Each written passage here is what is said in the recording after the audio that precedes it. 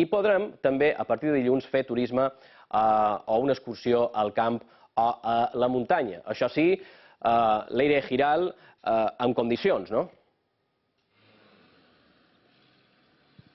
Sí, així és, Bernat. Dilluns entram en aquesta fase 1. Entre d'altres, es reprèn el turisme actiu i de natura. Nosaltres, com veus, ens trobam a la comuna de Lloret de Vistalegre. Avui les portes estan tancades, però en principi a partir de dilluns haurien de reobrir, perquè a la fase 1 podrem sortir a passejar al camp o a la muntanya. Això sí, ho hauran de fer en grups de fins a màxim 10 persones i sempre que es pugui sol·licitant, concertant una cita prèvia. Dins aquest mateix bloc de turisme actiu també es contemplen les primeres navegacions d'embarcacions d'esbarjo. Per això, alerta aquí a les Balears, encara no es podrà fer, ja que encara roman en vigor l'ordre ministerial del passat 17 de març que decreta el tancament de ports de la nostra comunitat. Per tant, de moment, encara no podrem sortir a navegar. Més coses, a la fase 1 també podrem recuperar a poc la mobilitat, podrem circular pels diferents municipis de la nostra província, però això sí, no podrem sortir de l'illa en la que els trobam. Els desplaçaments en cotxe els podran fer més de 2 persones. De fet, al mateix vehicle podran viatjar totes les persones que convisquin al mateix domicili. I respecte a les visites a familiars i amics, ho dèiem fa una estona,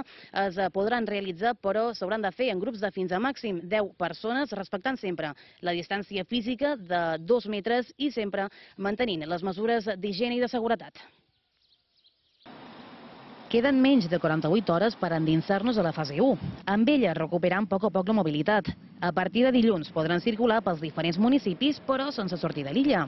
A més, totes les persones que visquin al mateix domicili podran desplaçar-se en el mateix cotxe. I en la mobilitat recuperant també la vida social. A partir de dilluns podran veure'ns amb familiars i amics a terrasses, espais oberts o a domicilis.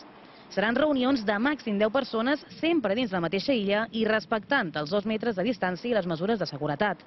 Al carrer, la notícia es rep amb ganes, però també amb incertesa, i es repeteix una paraula: prudència.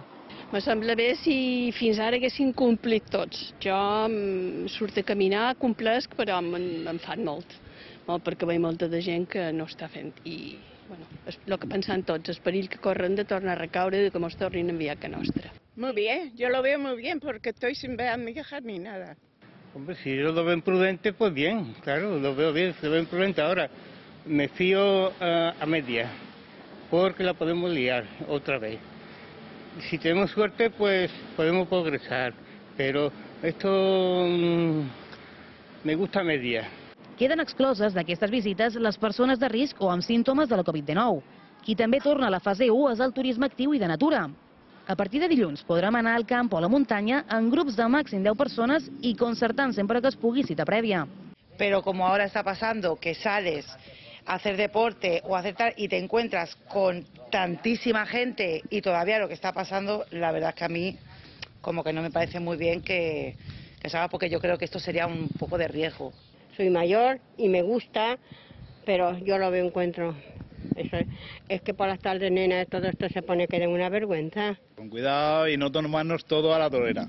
Després de 2 mesos tancades, les portes dels museus podran reobrir a partir de dilluns. Ho faran limitant les visites a 1/3 del seu aforament i controlant les aglomeracions. A la fase 1 també podran tornar els espectacles culturals. Als espais interiors no hi podrà haver més de 30 persones i als espectacles a l'aire lliure l'aforament màxim serà de 200 persones. Sempre s'haurà de respectar les mesures d'higiene i el distanciament de 2 metres entre persones.